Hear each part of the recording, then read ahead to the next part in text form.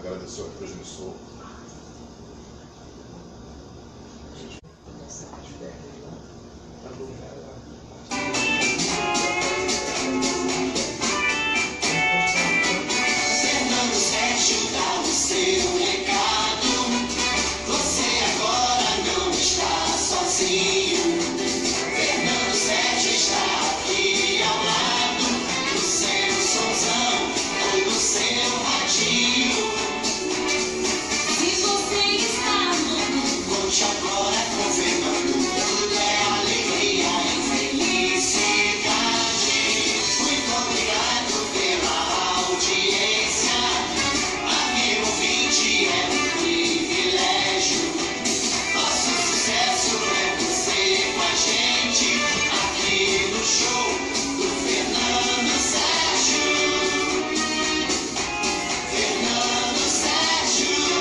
Alô, amigos, bom dia.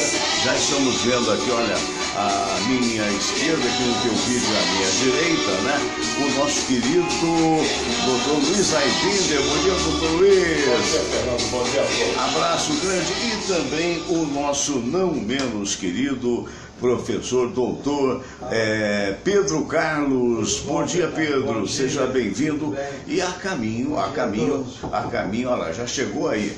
Já chegou aí. Muito bem, o nosso Aibinder vai abrir a porta lá, porque chegou o doutor Silvio Provenzano e a gente fica muito feliz com ele. Olha a cena, prestem bastante atenção. Olha a cena. Olha só, quando dois amigos se encontram. Doutor Silvio, seja bem-vindo, por favor, assente-se aí. Dr. Silvio Provenzano, que é o diretor clínico do Hospital dos Servidores, o nosso doutor Pedro Carlos também. Pedro Carlos é doutor em matemática. Eu costumo dizer que ele não é muito normal, mas... Pelo contrário, são os mais normais. Eu sou normal, tanto que tem um que me justifique. É verdade. Só tem pessoas normais aqui. Sabendo que programa legal, hein? O que é isso que você está segurando? Ganhou? Meu Deus do céu. Pera aí, pode mostrar a marca. Meu Deus, um aperitivo. Minha Nossa Senhora, tudo que a gente espera. Muito obrigado, muito gentil da sua parte, doutor Silvio. Seja bem-vindo. Olha só, vinho do Porto. Nós tivemos na Cave do Porto, né, meu bem? A questão de 2 anos atrás, que maravilha, meu Deus do céu. E o curioso é que as caves do vinho do Porto ficam em Vila Nova de Gaia. Fica do outro lado do Rio Douro, né? Que maravilha. E a gente pode beber ali vinho e a primeira taça é gratuita, né? Eu agora devo botar negócio primaveril aqui, mas deixa eu fazer essa abertura mais à vontade. A gente está procurando fazer uma abertura com um pouco mais calma e um pouco mais de descontração. E eu queria dizer para vocês, primeiro quero agradecer ao meu amigo Paulo Francisco Ferreira, lá de Goiânia, né? Alô, Cida e Pelacinho do Amaral, um abraço grande. O Paulo é um dos principais narradores esportivos de Goiânia há muitos e muitos anos. Há muitos e muitos anos, da Rádio Vinha, se não tenho má lembrança, né? Pelo contrário, uma boa lembrança. E o Paulo é um dos maiores pesquisadores do rádio brasileiro. Inclusive o Paulo tem um site chamado Show do Rádio, e no Show do Rádio você vai encontrar gravações da Rádio Globo, da Rádio Tupi, inclusive desse amigo que vos fala. E ontem ele até conversando comigo via Zap, ele disse: Fernando, olha, bota o aplicativo aí do Show do Rádio, porque você vai ter a oportunidade até de se ouvir. Então eu quero agradecer mais uma vez, alô para o pessoal de Goiânia, né? Alô para a Estefânia Castro. Estefânia, um abraço para você também, né? Tudo de bom. O Cícero Munhoz está assistindo a gente, o doutor Cícero, né? Que é um fã incondicional aí do Aibinder também. Ontem o doutor Cícero esteve aqui conosco, é um dos maiores cardiologistas do Brasil.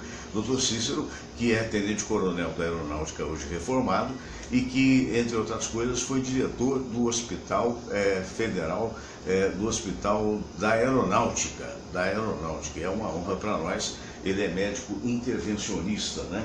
É o homem que me botou assim alguns estentes que estão hoje funcionando perfeitamente. Hemodinamicista. Me corrigiu ali o nosso querido. Também ele sabe tudo. Eu não sou obrigado a saber metade do que ele sabe. Ora, já faço muito, né? Hemodinamicista ou cardiologista intervencionista. Ou cardiologista intervencionista. Faz procedimentos invasivos, ele é uma área especializada. E o Estevão também, o doutor Estevão, que faz parte da equipe dele, né, que eu acho que até que aprendeu com o doutor Cícero, que ontem até mandou um abraço para a gente. O doutor Cícero é um dos maiores especialistas em carótida, segundo o doutor Munhoz. O doutor Estevão também. Então, é uma família de médico aqui que é um negócio impressionante, né? Mas, minha gente, então vamos recomendar os livros do dia de hoje. Eu queria recomendar este aqui, que é de minha autoria, Fernando Sérgio, e na verdade é um trabalho psicointuído do Richard, Só o Amor Constrói. O Elzio Luiz Leal com Tentação, né? Outro dia me perguntaram qual é a editora do Só o Amor Constrói. É a editora Ideia Jurídica, mas que também publica outros tipos de livros, senão não teria publicado o meu. Las Ondas da Magia do Rádio é um livro muito interessante, de 1970 a 2011, do Valdir Comenho. Aqui, Desatando o Nó do Crescimento Econômico. Isso é bom, né? Do Rubens Teixeira, Henrique Forno e Márcio Araújo. Os 3 amigos meus, e são 3 doutores em economia. Propostas econômicas e jurídicas para o sistema financeiro nacional.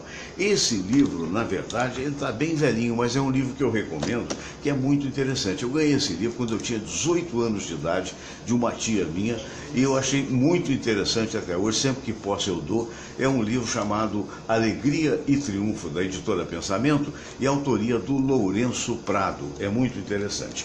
E hoje, quem vai almoçar logo mais a nosso convite, e vai levar mais 2 convidados, é o nosso querido André Rangel. André, então você já está sabendo, nós nos falamos ao telefone, então logo mais no Caçador, né? O Caçador é um dos nossos parceiros comerciais. O André vai ter a oportunidade de levar a esposa e levar as filhas. Então um abraço grande, André, vai almoçar lá no Caçador, que é um dos melhores restaurantes do Rio de Janeiro. Bom, minha gente, aqui você vê aquele radinho que me foi dado pela ABERT há tantos anos atrás e hoje está aqui mais uma vez. O que é a ABERT? Associação Brasileira de Emissoras de Rádio. Você vê aí os troféus que me foram dados na Feira da Providência, né? Através do belíssimo trabalho do Instituto Mais Memória, do professor Isaías Nascimento. E também o galinho lá de Portugal, que é uma espécie de pé de coelho do programa, e a corujinha que me foi dada à época pelo nosso querido chefe de gabinete, do Dr. César Maia, quando era prefeito, o Rodrigo Farias Lima. Muito obrigado a ele, e eu quero fazer uma homenagem à minha querida cidade natal de Cruzeiro, né? Quando o ano passado, através de um trabalho muito bonito do Alves Júnior, que é um dos maiores comunicadores do Vale da Paraíba, e por influência dele, através do Breno, projeto do Breno, do Diego Miranda, que era o presidente da Câmara Municipal de lá, o Thales Gabriel Fonseca, eu tive a oportunidade de ganhar esse mérito Mantiqueira para os filhos de Cruzeiro que divulgam aquela belíssima cidade do Vale da Paraíba, por assim dizer, onde eu tive a honra de nascer. Mas para não deixar as coisas meio... Alô, Laura Amélia Pereira Marques, alô, Henrique Fischer, para não deixar de falar, toda vez que eu falo em Cruzeiro, eu tenho que falar em Juiz de Fora. Por quê? Porque eu fui criado em Juiz de Fora, né? Então, na verdade, o pessoal de Juiz de Fora reclama. Então, eu quero mandar um abraço para o Maurício Menezes. Eu costumo dizer que eu tinha uma terra de nascimento e uma terra de adoção, e as duas moram no meu coração.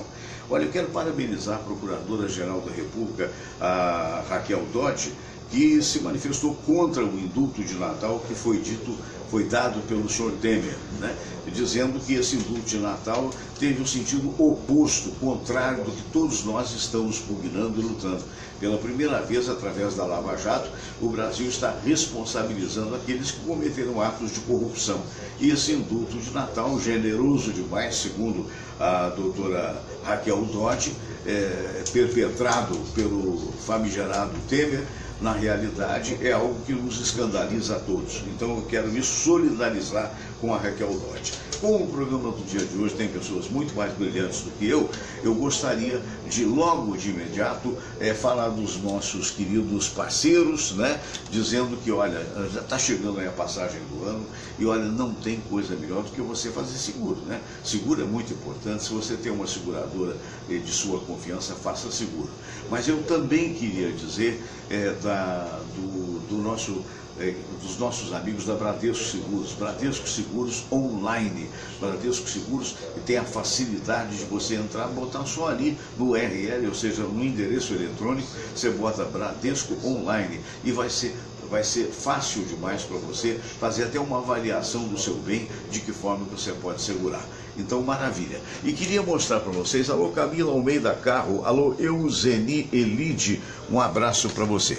Eu estou aqui no site da Shotokan. Normalmente são as espadas katana, né? É só você colocar, olha, tá vendo aqui em cima, onde está a setinha, tá espadas katana, não é? Isso é no Facebook mesmo. E aqui você vê a Shotokan, as melhores espadas forjadas sob o sol, espadas que vêm do Oriente. E eu estava vendo aqui a avaliação da Shotokan, são 5 estrelas em 5 possibilidades, 4,9 de 5 estrelas, 299 avaliações.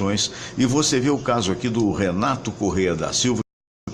É uma obra de arte tão bem feita que, se você vivesse no Japão feudal, ia usar outra coisa para dar fim ao seu oponente, só para não estragar essa peça única de design. E é realmente muito bonito. Então eu queria lembrar que você pode, olha, está acompanhando o cursor aqui, você pode botar em vídeos, né?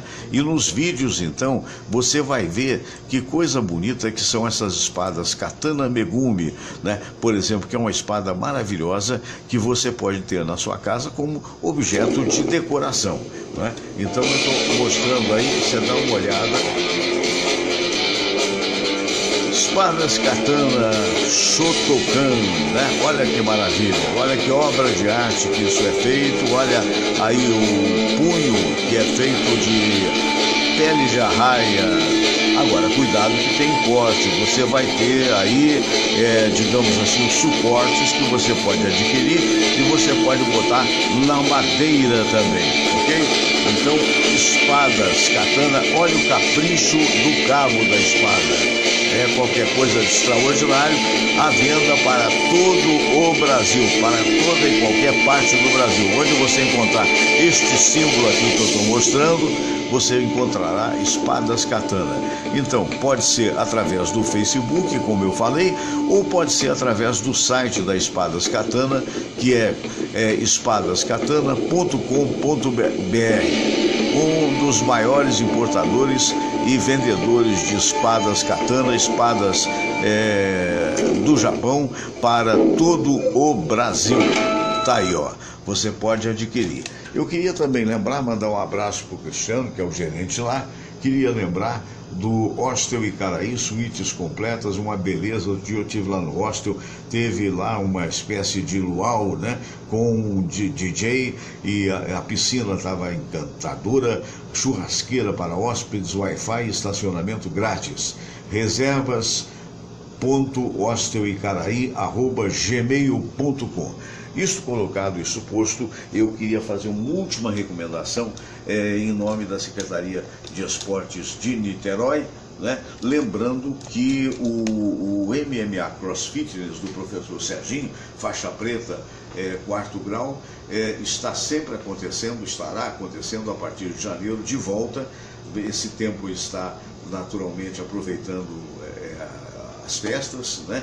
E no dia 2 de janeiro estará de volta à praia de Caraí, o MMA Cross Fitness, onde você pode adquirir realmente muita forma física e sob o controle, toda a atenção possível de professores de educação física, ok?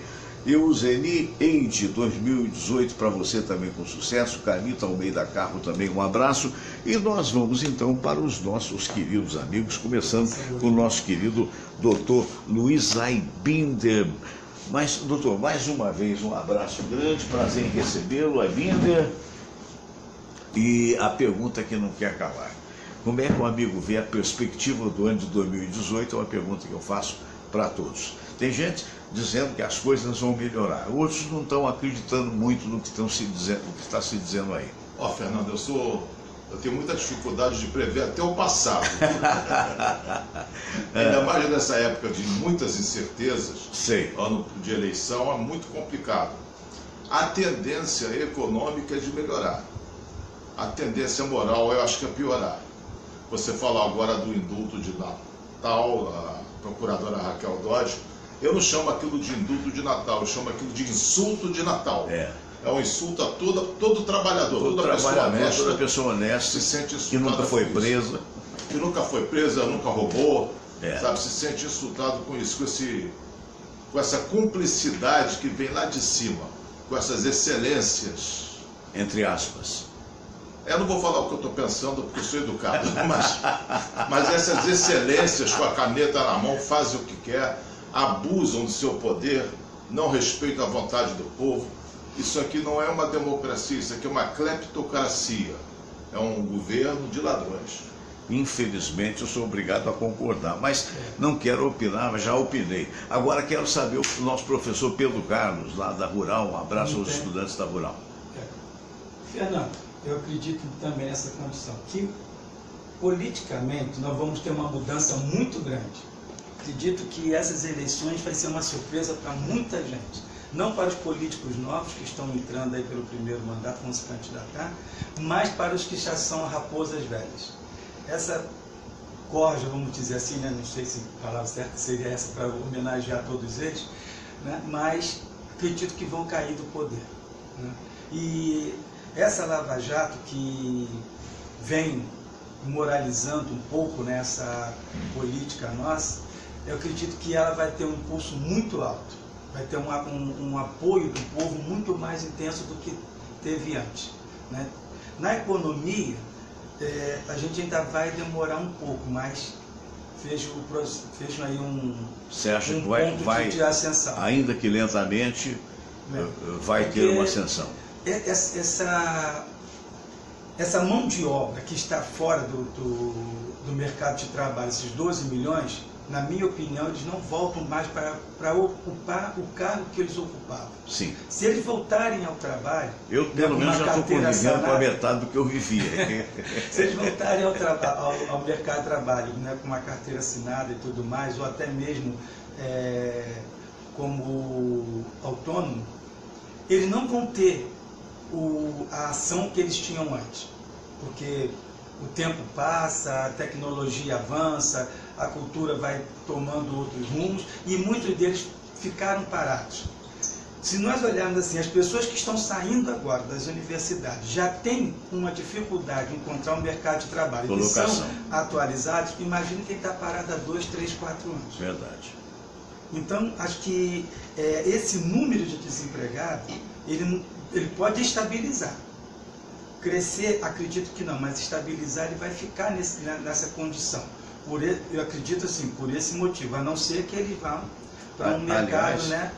Eu quero aproveitar o ensejo, não sei se eu parabenizei você, porque você tomou posse há pouco, né? Da cadeira número 14. Número 14 da Ciência, Tecnologia, Academia de Letras, Ciência e Tecnologia do Lions Club. Isso. Né? Então, um grande abraço para você, ele está muito bem representado. Doutor Silvio Provenzano, você já conhece sobejamente, né? Doutor Silvio é esse mestre, é essa figura médica fantástica e que também é chefe clínico do Hospital dos Servidores. Doutor Silvio, como é que o senhor vê 2018? Perspectiva chegando aí. Todo ano de eleição é um ano complicado, né? Um ano de promessas vãs, é um ano de que eles tentam fazer com que a gente esqueça tudo que eles fizeram a vida inteira, né? Olha, eu não sou nada daquilo que dizem que eu fiz, eu não fiz não, sabe? Eu até mudei de partido, mudei o nome. Não, o partido mudou de nome. Agora, também é uma oportunidade, né? Da mesma forma que a gente vê como um problema ser um ano de eleição, todo problema é uma oportunidade que surge de melhoria. E cabe a cada um de nós, evidentemente, com um senso crítico, com tranquilidade, avaliar rigorosamente tudo que está aí no mercado. Eu digo o seguinte, né?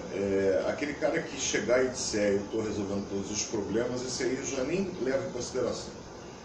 Os problemas do Brasil são muito profundos, né? É necessário uma reforma, a começar pela educação.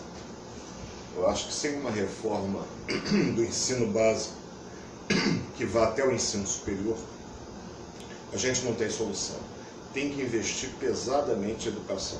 A questão da economia, os indicadores, apesar de que na vida real a gente ainda não percebe isso claramente, mas os indicadores econômicos são positivos. Então existe uma esperança de que realmente haja uma melhora, uma recuperação no mercado de trabalho, que esses 12 milhões, talvez em funções diferentes, como muito bem colocou o professor há pouco, mas voltem ao mercado gradativamente, que já é uma boa, né? Porque o pior de tudo é você não ter esperança. Não existe essa esperança. Agora, que as pessoas não se esqueçam, 2018 passa a ser um marco decisório na vida da gente, na medida em que você, através do seu voto, vai poder fazer toda uma diferença. E analise com muita calma, com muita tranquilidade. Eu não acredito em partido político no nosso país. Na verdade, o que eu acredito são em grupos de pessoas que compartilham de interesses pessoais. Procure analisar as propostas, procure analisar a vida pregressa dos candidatos, procure analisar o que eles fizeram ou deixaram de fazer. Não faça isso não, ouvinte, telespectador, né? Não faça não. Você vai acabar se suicidando. Eu acho que é importante a pessoa saber que aquele momento que ela entra lá na cabine é o momento em que ela pode exercer da forma mais plena a democracia. Uma democracia que, como colocou muito bem há pouco meu guru Luiz Aibinder, é uma kleptocracia. Porque o que a gente percebe é que as pessoas roubaram, enriqueceram e continuam mandando.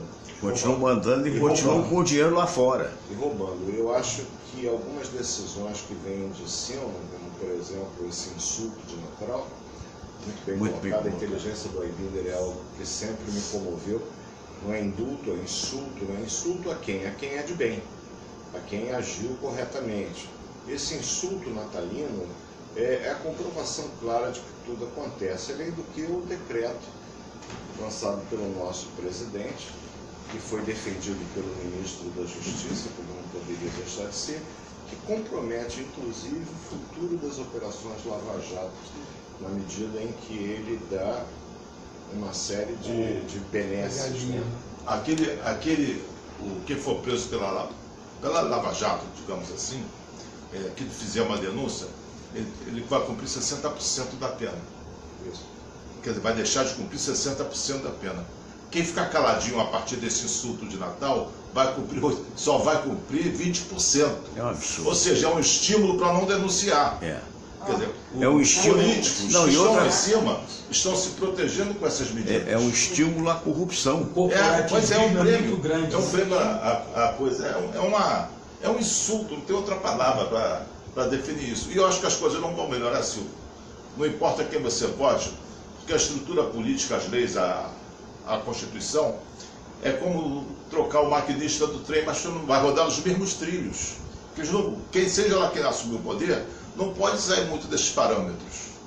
Então é o trem rodando nos mesmos trilhos com outro maquinista. Ou troca a cozinheira, vai manter a receita. Eu acho que pode ser trocado o maquinista, pode se manter a linha, mas a forma de conduzir o trem é diferente. Se a forma de conduzir o trem for diferente, o final da viagem é diferente. É a mesma coisa, você tem a cozinha, os mantimentos são os mesmos. A receita também. A receita é a mesma, mas a mão da cozinheira é diferente. Então você pode melhorar esse bolo ou piorar o bolo. Depende de quem está fazendo o bolo. Porque se a gente pega um livro de receita, a receita está ali para 300 milhões de pessoas. Todo mundo faz bem. Agora, quem é que está fazendo aquela receita? Então o bolo da vovó pode ser muito bom na mão da vovó, mas ser péssimo na mão da minha mãe. E aí? A receita é a mesma, então acredito esses que o final da história... muito a opção do governante, seja ele quem for. Sim, mas a cozinheira é a governante da cozinha. E o bolo pode ser bom ou ruim. E agora se a receita é a mesma? Então, eu acredito que essa viagem que nós vamos fazer agora, nas eleições de 2018, o rumo da viagem pode ser o mesmo. Mas a condução desse trem... Pedro, na idade que eu já vi muitas eleições. Já vi muitas eleições. E a minha sensação é que eu estou às vésperas do paraíso, a cada eleição. E você vê esses políticos velhos, mais cascudos do que eu, prometendo que agora eles sabem diagnosticar os problemas do país e prometem as soluções. E eles estão há quantos séculos no poder? Mas eu acredito, esses maquinistas, eu acredito que vão sair. Eu acredito que tem que ser trocado. E o sair. jovem não pode ter o vício. Aí é que está. Nós olharmos há 2 anos atrás, na eleição de 2016, quanta mudança nós tivemos? Foi 60% da Câmara Federal, 60% dos vereadores, 60% de prefeitos mudaram. Então, aí vem uma outra pergunta que até agora eu não consegui entender. Vamos pensar no Rio de Janeiro, que é a nossa prefeitura onde nós moramos. O prefeito anterior roubava, não estou sendo, como é que se diz assim, defensor de nada não, simplesmente eu quero entender. O prefeito anterior roubava, fazia 1001 tretas e o pagamento estava em dia. Entra um prefeito novo, dizendo que o outro roubava, que não tinha isso, que não tinha aquilo, para de roubar, para de fazer várias armações e não tem dinheiro para pagar. Então tem alguma coisa errada. Tiro tudo. Ou o camarada anterior é um gênio, porque roubava e pagava, ou esse cara que é atual prefeito é muito burro, mas será que não essa... consegue roubar e nem consegue pagar. Doutor... Então tem alguma coisa errada. Ou as duas coisas. Ou as duas coisas. É um extremo muito grande. Agora, doutor Silvio, será que essa história também de botar toda a culpa na administração anterior, a gente já viu. Não, você não, o prefeito. A gente já viu esse filme. É lógico, né? Todo cara que entra diz, não, porque tem que fazer. Essa coisa da OS, por exemplo, essa falência do Rocha Faria, que é um absurdo, né? Que foi um hospital de proa e que hoje está sem todos os materiais possíveis e imagináveis. Entre outras coisas, o prefeito, digamos assim, o atual prefeito, ele diminuiu em 3 milhões a verba que deveria ser destinada à OS, que por sinal administra muito mal, obrigado, mas lamentavelmente. Ele acabou com a OS, mas criou outro instituto para poder fazer o mesmo serviço aí. Meu Deus do céu, e vai cuidar das pessoas como diminuindo na saúde, doutor? Pois é. E quando falta dinheiro para a saúde, falta o principal, né? Falta o principal. Eu nunca fui muito favorável às OS, eu acho que é uma forma que o governo tem de transferência de responsabilidade. Exatamente. Saúde é uma responsabilidade do governo, é um item que está presente na Constituição Federal. Constituição que já está defasada, sem a menor sombra de dúvida. Exatamente. Uma Constituição que tem 39 anos. Evidentemente que após 4 décadas, aquilo que se pensava nos idos de 88, pós a redentora de 20 anos, evidentemente que está totalmente defasado no mundo que está dominado pela internet, no mundo que está globalizado, no mundo onde a gente chega aonde nós nem imaginamos através de um programa feito, eu diria que artesanalmente, muito bem feito por você. Mas nós vamos muito longe com aquilo que a gente pensa, com aquilo que a gente fala, que aumenta muito a nossa responsabilidade naquilo que a gente fala. O que eu entendo é que as organizações sociais elas foram criadas única e exclusivamente para atender a 2 finalidades. Primeiro, eximir o Estado de uma responsabilidade que ele não pode ser de forma nenhuma eximido. Segundo, facilitar a transferência de dinheiro para bolsas existentes. Por quê? Porque, evidentemente, a partir do momento que eu gero uma receita para fazer funcionar uma determinada instituição criada sem fins lucrativos. E aí a gente começa a ver o quanto engraçado é o Brasil e o quanto hipócrita é a nossa sociedade. Vocês acreditam que alguém se dá o desplante de perder o seu tempo, de organizar uma estrutura que comporta muitas vezes centenas de funcionários sem fins lucrativos? E será que quando você evidentemente reserva aquela verba, o quanto que por trás não está sendo destinado, vamos dizer, aspas, aos cofres partidários? Chamado Caixa 2, que a gente sabe que de Caixa 2 não tem nada, porque ele permite que se realizem jantares nababescos em Paris, com direito a farra de guardanapos. Então, a gente tem que parar para pensar, analisar. Eles criaram isso como uma forma de tentar enxugar a folha do funcionalismo, como se o funcionalismo público fosse o grande vilão dessa história. Se eu dependesse dos meus proventos como médico do Ministério da Saúde e da Prefeitura Municipal do Rio de Janeiro, meus filhos sequer teriam podido estudar. O que eu recebo da minha clínica privada. O que o Estado me paga, e aí o senhor ministro da Saúde disse que o governo sempre fingiu pagar aos profissionais da saúde, e das poucas vezes em que eu estive ao lado dele concordando com ele foi quando ele disse isso, mas como não poderia deixar de ser, logo em seguida ele acrescentou a pérola: os médicos fingem que trabalham. Pois é, senhor ministro, eu estou aqui agora, saí daqui voado para o hospital, porque houve uma escala de final de ano, um recesso natural, e eu fazia escala. E já que eu fazia escala, eu me escalei.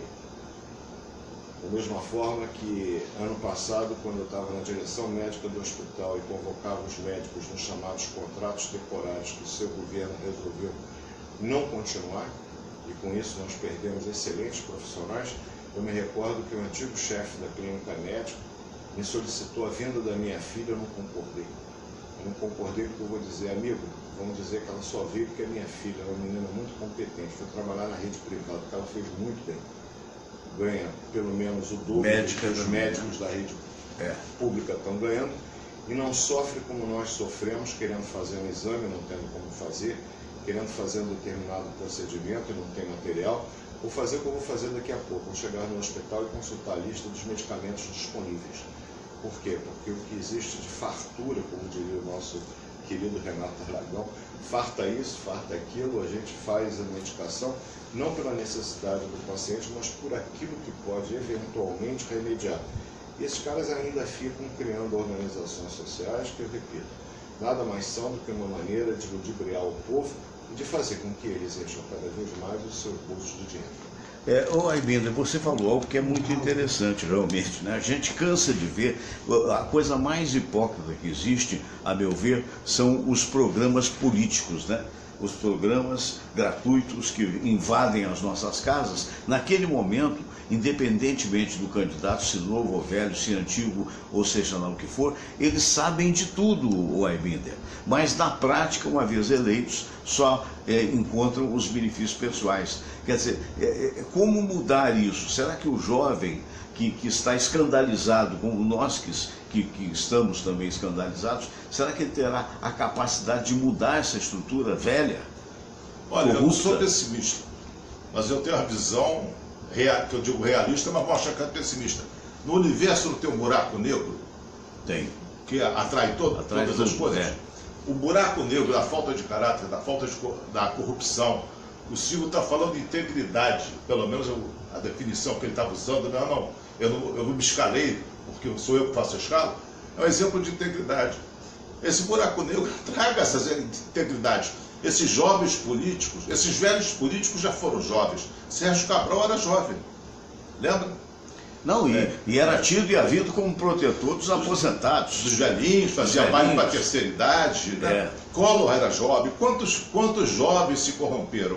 Eu não acho que a juventude seja uma vacina contra a corrupção.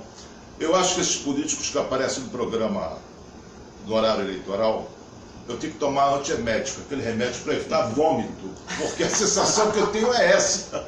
Sério, a sensação que eu tenho é nojo. Aquelas promessas. Não, mas agora mudaram os nomes dos partidos, Aibinder. Ah, sim. Agora tem o Podemos. Posso ser um pouco Posso ser um pouco grosseiro? Por favor. Você vai querer trocar a primeira letra, não deixa. Pode trocar, sim. Não vou trocar, não. Pode ser Podemos com um PH. Isso é botar perfume e cocô, não mudou nada. Não mudou absolutamente nada. Agora, há algumas esperanças a partir de um fato que eu vou lhe contar, professor e doutor Pedro Carlos. Acontece o seguinte: um abraço para a nossa Marion Duarte, que está nos vendo agora, mandando um abraço para todos os debatedores, né? Maravilhosa. E eu vou contar um fato positivo ocorrido aqui no Brasil, aqui no Rio de Janeiro, né? A Marion, de certa feita, foi a um determinado lugar de táxi, juntamente com a irmã, e quando saiu do táxi, deixou a carteira juntamente com a carteira R$1.000. Você acredita que ela telefonou para a cooperativa de táxi, a cooperativa avisou o taxista que já tinha feito 2 corridas, e o taxista num ato de honestidade, devolveu não só a carteira, como os R$1.000. Isso mostra que são coisas raras, mas que eventualmente acontecem. Por acaso ele era político? Não. Isso aconteceu também na Praia de São Conrado, que um comerciante da Rocinha e um garçom barman encontraram uma carteira de R$10.000, né, com R$10.000 de um argentino, e devolveram. Então, eu acho que existe ainda dentro do ser humano, aí não é ser otimista demais, não, acho que é ser até um pouco realista, uma vida que me perdoe. Né? Mas eu ainda acredito no ser humano. Uma vida não, os políticos que me perdoem. Eu ainda acredito no ser humano. Mas eu vejo assim que a nossa juventude, né, a nossa juventude foi muito presa, foi muito reprimida. Quando nós tomamos a liberdade de fazer o que, né, queríamos fazer, não é que já fosse tarde demais, mas nós não tínhamos mais a vitalidade que tínhamos aos 20, 30 anos atrás. Essa turma que está chegando agora, essa turma que está com seus 20, entre 20 e 35 anos, vamos colocar assim, essa turma tem a vitalidade, tem uma consciência muito mais assim clara do que a nossa, pode não ter um conhecimento que nós temos, uma facilidade de entendimento que nós temos, mas eles estão muito mais atentos do que quando nós éramos jovens na nossa época. Doutor Pedro, uma pergunta que não quer calar. Então, acredito o amigo, que vai ter essa mudança. Você tem ido frequentemente palestrar nas universidades do Paraguai, né? Agora, no próximo dia 7, o amigo vai mais uma vez, ficar uma semana lá. Isso, fica 2 semanas. Qual é a diferença entre a nossa universidade, e seus alunos da Rural, e os alunos de lá? Existe alguma semelhança a nível de comportamento? Nós somos melhores ou piores? A nível de conteúdo, nós estamos numa mesma assim, condição, e o Brasil até está um pouco melhor a nível de conteúdo. Mas a nível de comprometimento, do querer mudar, do querer fazer, ter um país melhor, lá está bem muito mais adiantado do que a gente. Eu vejo aqui que a nossa juventude está querendo fazer as coisas, mas muito sem rumo. Sei. No impulso, sem liderança, talvez? No impulso, sem liderança. Não temos liderança política, não temos... eu não vejo assim nada. Então lá você tem esse ponto comum. O povo é muito mais assim unido em relação ao que se deseja do que nós aqui. Então nós aqui somos muito mais unidos para poder fazer um movimento que foi feito no Maracanã com o Flamengo, mas não somos unidos para fazer um movimento em prol de uma sociedade melhor como se deseja. Lá já tem essas duas situações. Eles vão para a rua para brigar pelo futebol e vão para a rua para brigar pelos direitos do povo. Pela política também. Isso. Falando nisso, eu quero mandar um abraço para o doutor Pedro Cirilo, nosso querido amigo, hoje diretor do Hospital da Lagoa. Pedro, que é médico particular do Zico, né? E esteve ontem na festa. Samira foi, eu não tive a oportunidade de ir, porque eu estava... Não, eu não sou flamenguista mesmo, mas ela é. Eu falo de puxar saco nem todo, doutor Silvio, nem todo mundo é perfeito, né, doutor Silvio? Pois é, alguns conseguem aprender a ler mais cedo. Eu falo que todas as pessoas nascem flamenguistas, né? E alguns têm discernimento de raciocinar. E aí vão chegando, sendo Vasco, Botafogo, Bangu, América, e aqueles que têm um discernimento completo, chega o Fluminense. Tá vendo? Mas isso aí eu diria que... Aí já começou não pode. O pessoal fala que a gente é elite e bobagem. Não somos elite, simplesmente somos os melhores. Olha, meu Deus. A minha história de ser fluminense, criado por um vascaíno ou dois, que era o vovô, a primeira palavra que eu falei ainda antes de completar o ano foi vaca. Eu dormia embalado pelo grito de casaca, turma olhando da Fusarca, isso meu falecido avô Abílio. No dia de Natal, lá no Hospital dos Servidores, eu já era médico de lá, em 85. E acho que ele ficou muito triste porque eu aprendi a ler com 5 anos. E a minha mãe me levou, evidentemente, como uma mãe de santo, porque achou que era algum espírito que tinha incorporado, mas esse garoto aprendeu a ler. E das coisas que eu li naquela época, pelos idos de 62, foi que o Carlos Castilho, goleiro da seleção brasileira, e não por acaso do Fluminense, que foi um grande cortar o dedo uma parte do dedo para poder continuar a carreira. Você vê o apreço que eu tenho por um certo sujeito que mandou cortar para não trabalhar, é meu ídolo. O Castilho era o da Meu leiteria, ídolo né? foi um homem que mandou cortar para poder trabalhar melhor. Olha, Fernando, vende uma espada dessa aí, da Yakuza, para cortar dedo. Quem sabe melhor as pessoas, né? Mas a história... Esse é o perigo, né? Eu criança, Fernando, não sabia exatamente, né? Mas imagine para um garoto que adorava jogar bola, Sei. alguém que manda cortar uma parte do corpo para poder jogar bola, ele Mas- virou um super-herói. Mas tem uma pergunta, qual era a mão o dedo que o Castilho cortou era da mão direita ou esquerda? Era Porque da o mão- do outro, aquele outro é da mão direita. da mão Então a esquerda continuou. Ele tinha uma subluxação crônica no quinto dedo. No quinto dedo, no Então, dedinho. esse dedo, ele volta e meia luxava. E naquela época, os goleiros não tinham luvas, apetrechos, era tudo na mão. É, na firme. mão, é. Às vezes o dedo virava e ele soltava a bola. Então ele pensou no raciocínio dele: se eu tirar essa parte distal do meu dedo, vai ficar firme. Os médicos do Fluminense disseram: não, você enlouqueceu, não vamos fazer nada disso. Ele, as expensas dele, do bolso dele, pagou e o sujeito cortou essa parte. Conseguiu aposentadoria? Disseram para ele, Não, porque ele foi trabalhou, para jogar, algum e ele lugar. continuou, inclusive, Ele foi na trabalhar e seleção mostrar brasileira. que pode ser. Disseram que antes de um ano ele não poderia voltar a jogar, em 3 meses ele estava novamente titular. Então, Olha, ele cortou o dedo a da E aí mão eu virei que esquerda, ele pulou né? por conta dessa história. Então, né? por isso que ele cortou da mão esquerda. Aí já a que tão- direita continuou trabalhando. Já que o outro cortou da já que direita, a falando, esquerda. já que estamos falando de futebol, a memória que eu tenho do manga, né? Que o Castilho realmente foi considerado a leiteria, né? Se Era falava muita sorte, que era dizia, muita na verdade, sorte, era que era uma competência, era sorte competência e tal. É. A sorte vem da Vem da competência. Você ter competência, sorte e não ter Ele era um competência não indivíduo que adianta tinha nada. Né? uma noção de posição, meus resquícios, eu vi jogar poucas vezes. Olha, o Cícero Munhoz deu um elogio para vocês, não foi? E eu agradeço da minha parte. Como o doutor Cícero dizendo, ontem foi o Zico All Stars. Hoje, com esses convidados, Fernando All Stars. Meu Deus do céu, Agradeço ao Cícero, nós não que estamos com essa bola. Nem tanto, Não né? estamos com essa bola. Mas, de qualquer maneira, nosso querido Cícero sempre acompanhando o programa, e ontem ele defendeu uma tese que eu, por delicadeza, não combati, quero colocar aqui. Ele estava falando, eu gosto demais, eu amo de montão os meus convidados, meus amigos queridos, e o Cícero é um deles, uma pessoa muito querida.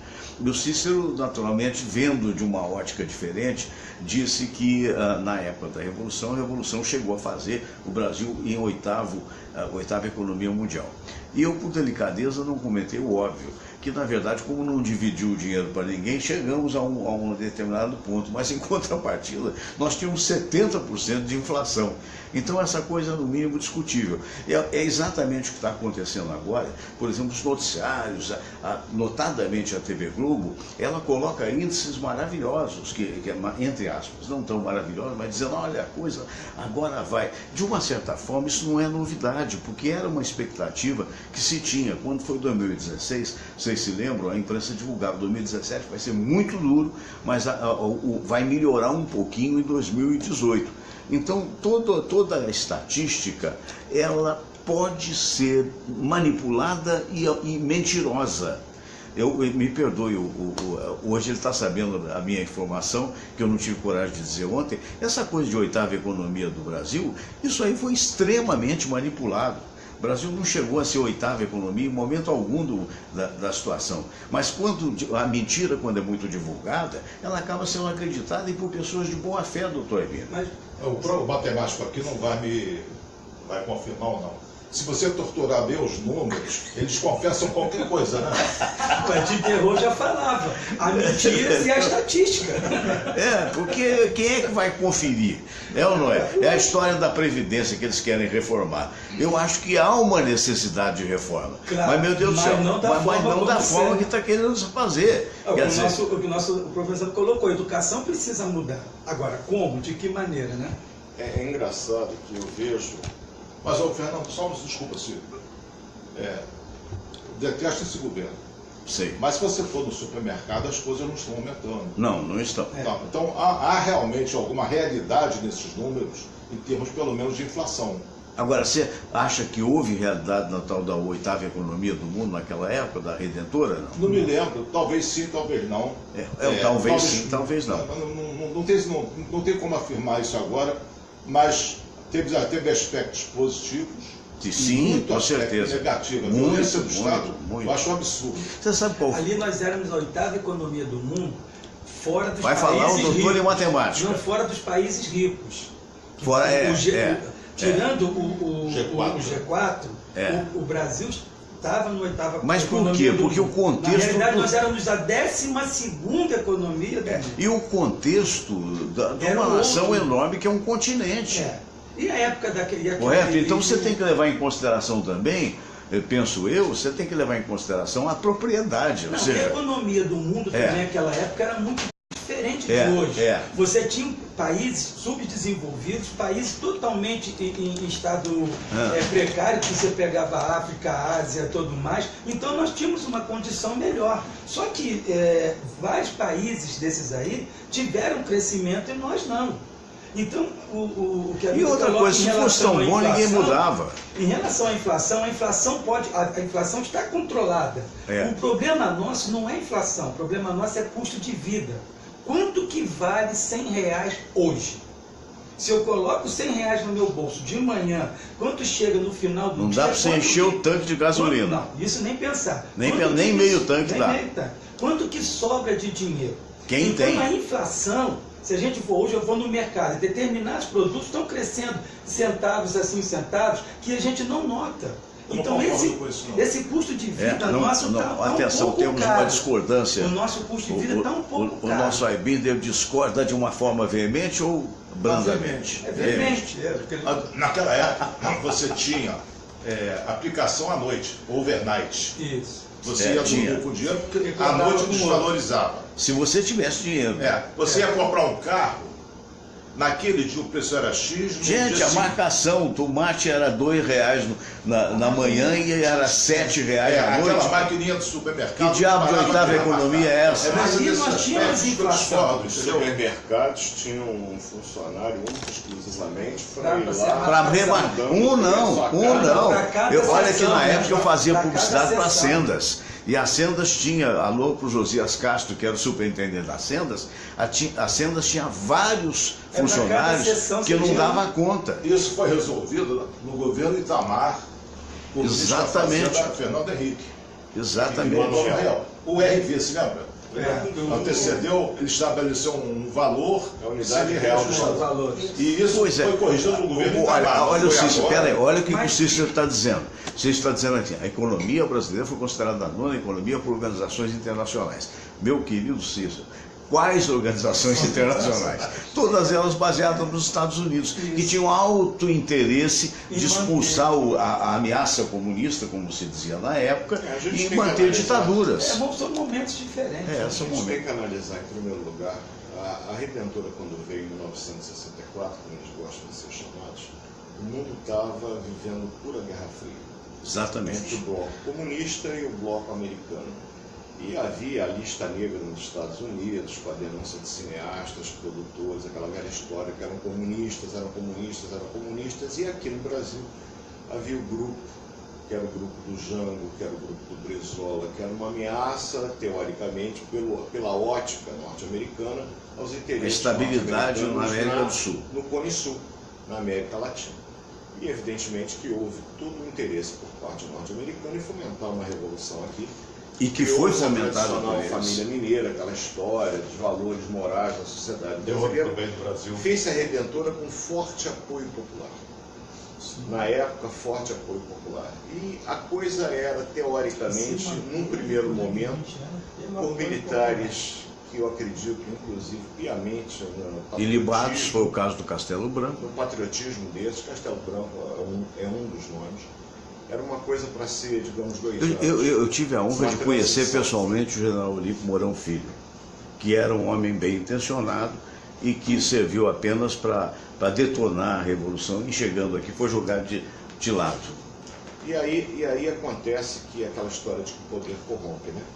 Uma vez chegando ao poder e ungidos pelas benesses do poder, o que era para ser um governo transitório para reordenar o país, eles acabaram se perpetuando por mais de 2 décadas, até que veio o movimento que culminou com a saída do Figueiredo e a transferência para o governo democrático. Aliás, um adendo, o doutor Cícero foi médico do Figueiredo. quando ele estava baseado em Fortaleza. Toda vez que o presidente Figueiredo ia a Fortaleza, o Cícero era o médico dele. O Figueiredo, quando infartou em 1984, 85, era médico no Hospital dos Servidores, e ele teve internado lá conosco, lá nos Servidores. O presidente da República, naquela época, internava no SUS, não no CIR. Pelo menos tem esse lado bom. Isso é bom que se diga. Aí, doutor Munhoz. O hospital, evidentemente, que ele tinha uma gerência e uma verba diferente da que possui hoje. Era um outro hospital e eu vivi desde 82, quando eu entrei lá, para o dia de hoje. Era uma excelência. Eu aqui no meu celular a mensagem do colega lá de plantão que um determinado medicamento não está presente. Aí diz, você vai do teu bolso e compra, porque é um medicamento barato. Dentro do serviço público existe tanta burocracia, existe tanta controladoria geral da União, qualquer coisa que a gente resolva fazer é considerado má gestão. Inclusive comprar um remédio que é necessário, um medicamento, do teu próprio bolso. É absurdo. Não é tanto assim, Silvio, porque, por exemplo, nos presídios, empresas sujas na Lava Jato estão fornecendo quentinha sem concorrência. Pois é. Meu Deus, agora só um detalhe que eu não queria... Aí você vai assim, qual é a clientela? Se eu não sirvo bem essa clientela do presídio, aqui fora vira um caus. Agora, eu não queria deixar de tocar no GEDEL. Porque eu soube recentemente que o GEDEL, além dos 51 milhões que tinha, né, numa sala cofre... Você imagina, né? O cara tinha 51 milhões em espécie. E tinha... dentro de um apartamento. Quanto que esse cara não tem espalhado por aí? Olha, em bens, né? Em bens, tem 12 fazendas. Professor, 12. Tem 12. Professor, em contas, em paraísos fiscais, em offshores. Imagine, ele tinha em espécie aquilo que a gente tem no bolso. Ele tinha em espécie, em algumas malas, isso foi fartamente noticiado, 51, não é 51 mil, eu não me lembro de ter visto, eu não me lembro de ter visto 51 mil reais há algum tempo, mas ele tinha 1000 vezes isso. Não, 51 milhões. Milhões em algumas malas. Não, e agora se você for tirar... Assim, nota de 100, agora, nota de 50, não, e o detalhe é assim, olha, mas olha a diferença de nós, pobres cidadãos, para o senhor GEDEL.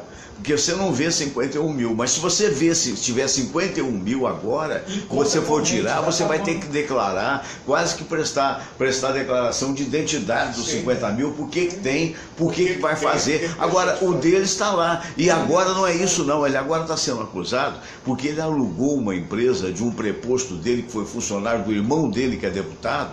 A empresa não tem a menor condição de ter um trator, e diz que alugou não sei quantos tratores, em torno de 6 milhões, só para lavar dinheiro, meu caro Silvio Provenzano. Os alimentos dos animais, tudo mais. 182 mil por mês de trator. 182 não tinha trator. Ele tinha 9 mil. E a empresa não tinha de gado, tem 12 mil agora e não aparece nenhuma delas dentro das fazendas. O que me incomoda é que esses sujeitos com esse tipo de versão... Tinha que ser preso, jogado fora, vai trabalhar, vagabundo. Quando eu falei dos trilhos, que são os mesmos, GEDEL, eu acho que ele é safado desde criancinha, hereditário, porque o pai já era safado.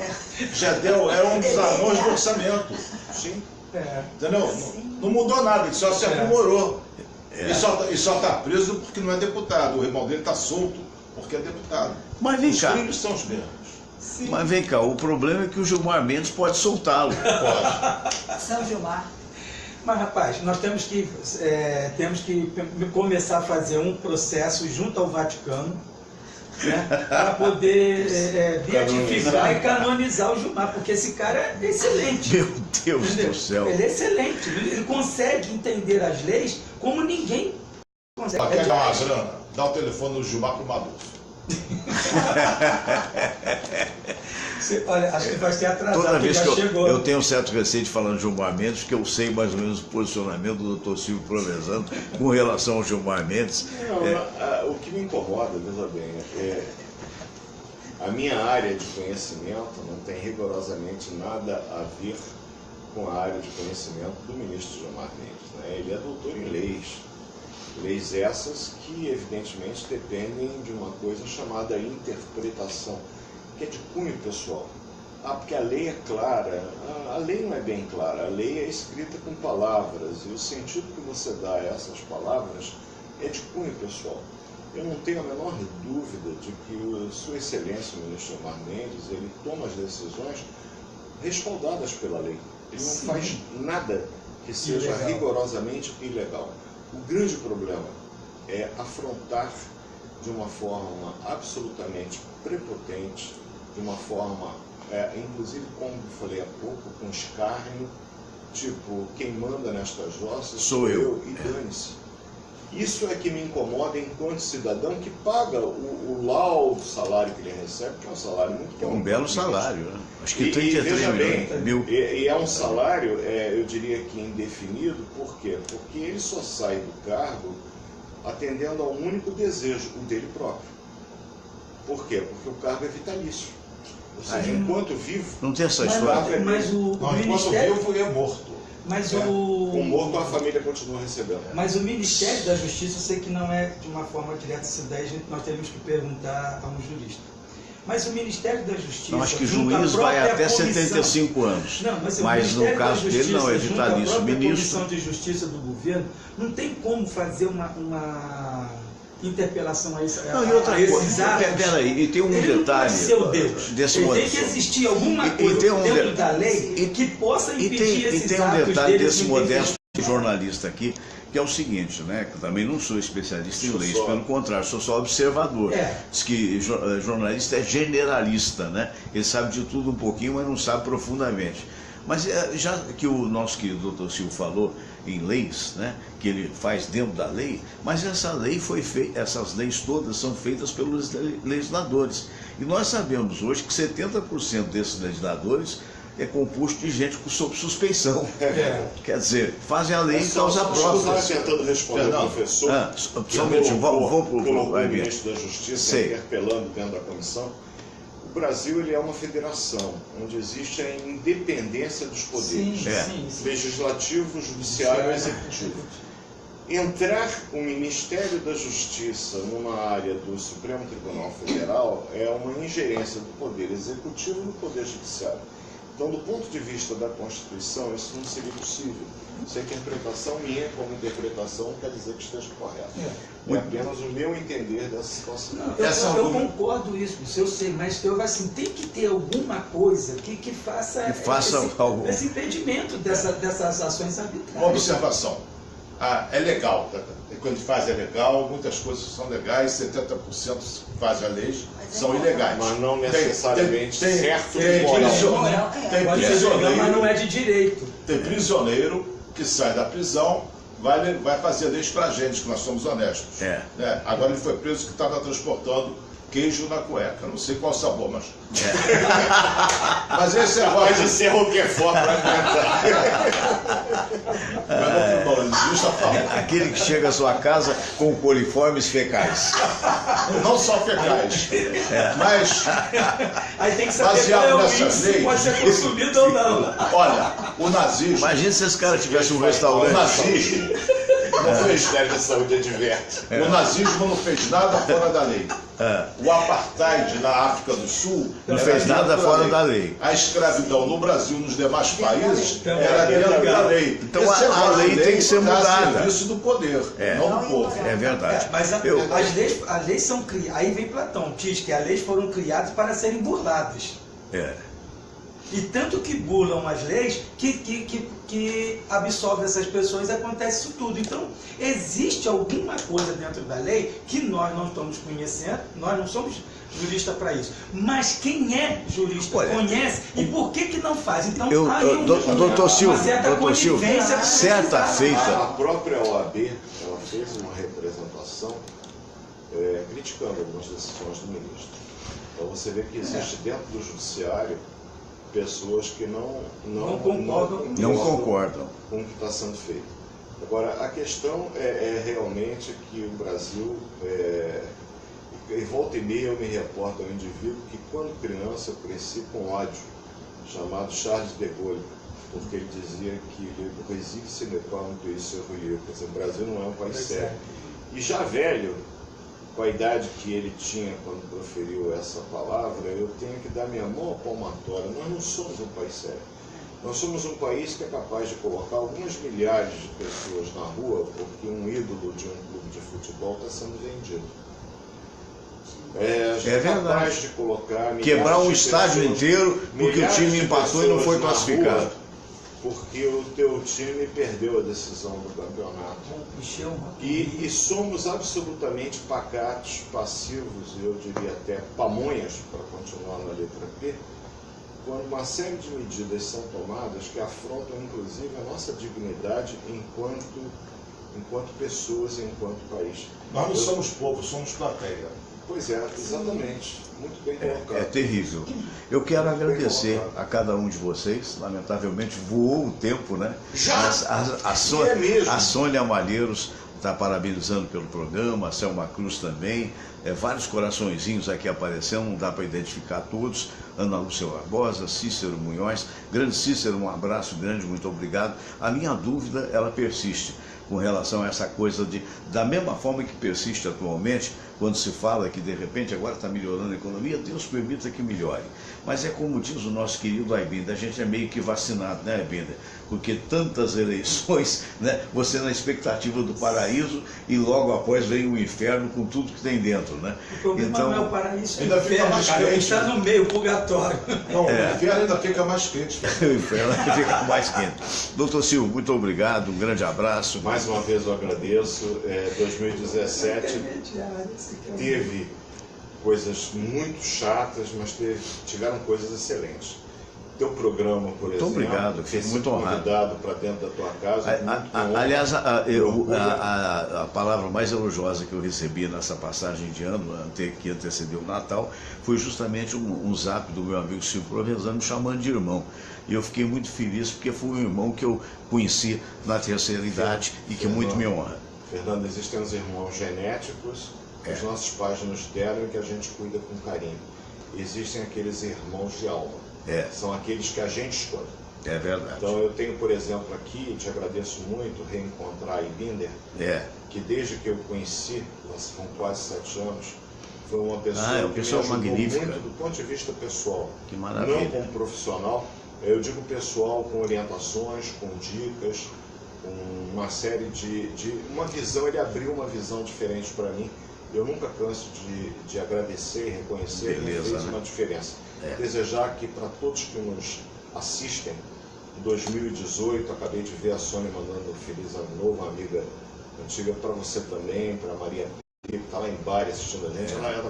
Está passeando? Está no casamento. Está no casamento. Mas assistindo Maria a gente. Pia, que era de Roma, mora em Roma. Pois é, ela mora em Roma. Mandou um negócio do Papa Giovanni Paulo. Né? Papa Giovanni Paulo II para você, não muito obrigado. É um cafajestinho. Mas agradecer acima de tudo a paciência de quem nos ouviu, concordando ou discordando, a discussão é sempre saudável. É claro. A gente não é amigo de quem concorda e diz amém com tudo que a gente diz. A gente tem que ser amigo, inclusive, daquelas pessoas que nos fazem refletir e dizer aonde que eu estou errado. Porque muitas vezes você está errado nos dois pontos de vista. É verdade. Todos vocês eu desejo um 2018, acima de tudo, com muita saúde, e que a gente possa, pelo menos, fazer uma coisa que durante muito tempo a gente foi proibido de fazer, que talvez seja a causa de todas as mazelas. Pensar. Vamos pensar. Exatamente. As despedidas deste ano do nosso querido Pedro, mas estaremos, agora você vai voltar só na segunda quinzena, né, de janeiro. Você vai ter esse período lá. Na 1º de janeiro eu já estou aqui. Você ainda está aqui. Você vai dia 7, segunda quinzena, que você vai ficar uma semana, né, em Assunção. 2 semanas. 2 semanas. A primeira semana com aula e a segunda com curso, palestras e banca de defesa de mestrado e doutorado. Muito bem. Então, fique à vontade. Por tudo. Uma coisa interessante que o professor, o Dr. Max Provenzano falou, né? A gente ganha amigos, né, nessa estrada da vida, uns vão descendo no nosso trem, outros vão entrando. Então, muitas das pessoas que eu ouvia, né, pelo rádio, né, que eu sempre acompanhei o rádio, né, o rádio é uma coisa que na minha vida é interessante. Porque eu comecei a trabalhar cedo, então eu trabalhava durante o dia, estudava à noite e tinha que estudar de madrugada. Para eu poder me manter acordado, eu deixava o rádio ligado. né? E bem baixinho, porque uma casa que eu morava era uma casa de 2 cômodos só, então não podia fazer muito barulho, né? Então o rádio sempre acompanhou. Então muitas das pessoas que eu ouvia pelo rádio eu passei a conhecer pessoalmente, né? Então os dois aqui, obrigado pela, né, pela grande estima. A você, né, obrigado pela oportunidade, né, que nos conhecemos vai fazer uns 8 anos por aí. Né? Membros da confraria, dos amigos do rádio. E surgiu essa grande amizade, esse grande carinho, né? E espero que tenhamos um 2018 com muita paz. Vai ser um ano de muita luta, acredito eu, vai ser um ano de muita luta, mas também de muita vitória. Então tudo aquilo que nós pensamos, trabalhamos nesse ano de 2017, espero que no ano de 2018 venhamos a colher esses frutos. E acredito que a gente vai colher esses frutos.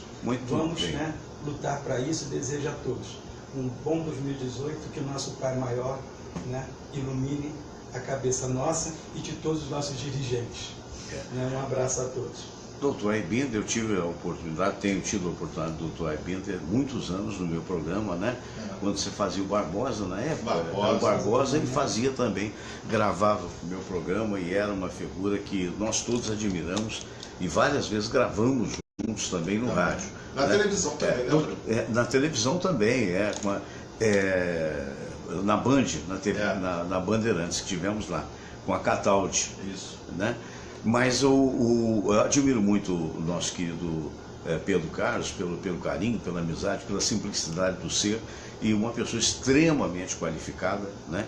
E pela coragem e ousadia que ele teve de um dia me convidar para dar uma palestra na pós-graduação de matemática. E eu costumo sempre dizer que eu não fui muito além da aritmética, mas na realidade foi para falar de vida, né? É outra coisa, é comunicação, e foi uma honra muito grande, e daí nasceu essa amizade que dura até hoje. E o Aibinder, então, dispensa comentários, que é uma figura que vem desde a época do Haroldão, da época que talvez nem você percebesse, mas naquela época eu fazia o Globo no ar, no meio do programa do Haroldo de Andrade, onde vocês atuavam com o Carlos Bacelar e outros tantos, e fazia substituições da Globo na época, né? Era menino, éramos mais meninos, hoje somos um pouquinho mais idosos. Aibinder, seja bem-vindo ao nosso programa. Eu espero que o ano que vem todos estejamos juntos, se Deus assim o permitir. E mais do que isso, né? Eu gostaria que você ficasse à vontade para as palavras finais do programa de hoje. Eu vou ser breve e ser psicólogo. Por favor. Embora existam algumas nuvens negras aí no céu de 2018, as circunstâncias não são mais fortes do que nós. As coisas que acontecem não nos afetam. O que nos afeta é aquilo que nós pensamos sobre as coisas que acontecem. Então a felicidade é um estado de espírito, não depende das circunstâncias. Se você não estiver na miséria, tem plena condição de ser feliz. Com pouco dinheiro, suficiente para comer, dormir, etc. Ou ser um milionário. A felicidade é um estado de espírito e entra só pela porta que você deixa aberta. Pense nisso. Muito bem. Para os seus cursos? Eu tenho um curso de psicologia para leigos. Pode ligar para 2285 0550, 2285-0550. Dr. Silvio já fez a palestra. Que bacana. É verdade. Foi uma experiência ímpar, porque são pessoas muito interessadas e o curso do professor Dr. Luiz Aibinder é imperdível. É imperdível. É o que eu disse há pouco, sem mencionar o curso dele. Conhecer o Aibinder mudou, inclusive, alguns comportamentos que eu tive que eram ruins sem que eu percebesse que eram tão ruins assim. Ouvir, ter a humildade de ouvir, de escutar e com isso aprender alguma coisa é uma das poucas qualidades que eu tento preservar em mim até hoje. E o Aibinder, quando eu chamo naquele dia, seu guri, por erro do corretor, era meu guru, porque é o meu guru e ele sabe disso. É verdade. Então, olha, meu agradecimento a vocês, muito obrigado. Doutor Alexandre Pinheiro está dizendo aqui, doutor Silvio, meu amigo, meu irmão, saudades, almoço em breve para começarmos bem o ano. O Pinheiro é um arquiteto dos mais competentes, com inúmeros trabalhos. Como nós, professor tricolor de 7 postados, ainda hoje de manhã ele estava lembrando alguns nomes do passado que é bem diferente da nossa realidade presente. Pinheiro é uma figuraça. É mesmo? A gente tem que marcar, viu, Pinheiro? Então, sim, a promessa é dívida. Convidar o professor nesse dia também, porque é um almoço. Não, eu quero ser convidado. Ah, não, só pode ser tricolor. Não, mas aí para você que está em processo de crescimento. A gente só não vai deixar a Samira aí, porque a gente evita contato com o nosso filhote. Foi igual semana passada que a Ana, a esposa, queria comprar uma sandália e queria que fosse do Flamengo, né? Eu tive que entrar na loja do Flamengo. Eu peguei e fiquei de costas. Meu né? Deus do céu. Aí eu falei assim, mas por quê? Porque eu não quero que ninguém, né, me veja aqui dentro para não quebrar minha reputação. Se me ver aqui dentro da loja do Flamengo, vai ser um crime. Eu ontem recebi de um flamenguista fanático um presente de Natal, a camisa do Fluminense, comprado na loja oficial. Aí ele virou e falou assim, eu falei assim, só me tira uma dúvida. Como é que você comprou isso aí? Muito simples, botei um boné, um óculos escuro, pra ninguém me reconhecer. Doutor Silvio, tem algum time de preferência? Não, minha preferência é gozar os tricolores. Isso então com certeza, isso eu sei, eu sou testemunha disso. Isso, já sabe que a tendência dele é ser flamenguista. Meu Deus do céu. Olha aqui, então estamos... Feliz 2018. Isso. Estamos encerrando o programa do dia de hoje, agradecendo a cada um de vocês. Mais uma vez, meu agradecimento para o Paulo Francisco Ferreira, lá de Goiânia, né, que está retransmitindo algumas coisas nossas através do seu site Show do Rádio. O nosso querido Paulo Francisco é um dos maiores narradores, se não o maior narrador esportivo de Goiânia, através de uma rádio, que agora eu lembrei o nome, no momento me fugiu, Rádio Vinha FM, né? Um abraço grande, viu, Paulo? Muito obrigado aí pela sua audiência. Um abraço para o Douglas Silva, um abraço para o Sérgio Solon Santos, que está retransmitindo o nosso programa através do radiodeverdade.com. Um abraço à Felicidade FM, que está transmitindo o nosso programa, e também a Alternativa FM do meu querido Jorge da Mata, que foi meu operador durante muitos anos na Rádio Tupi. Sim. E é proprietário da Rádio Alternativa, que faz um trabalho magnífico. E um abraço também para o Paulo Ratti. Paulo Ratti, não é Rates, é Ratti. O Paulo Ratti estava outro dia com o Michel Menai, que faz o trabalho também magnífico, esportivo, transmitindo futebol e tal. E o Michel teve o cuidado de telefonar para mim, dizendo que o Paulo, que é filho do Paulo Ratti, que é dono de uma emissora de rádio lá em Caxias, a gente está se organizando para nos encontrarmos no início do ano que vem. E o Paulo Ratti eu tive a honra de saber que ele disse, olha, se eu sei falar no rádio é porque eu aprendi com o Fernando Sérgio, sem mesmo que eu o conhecesse. São as coisas boas que o rádio nos dá, né? Eventualmente, não é que a gente tenha muita importância, é que a gente tem insistência e permanência.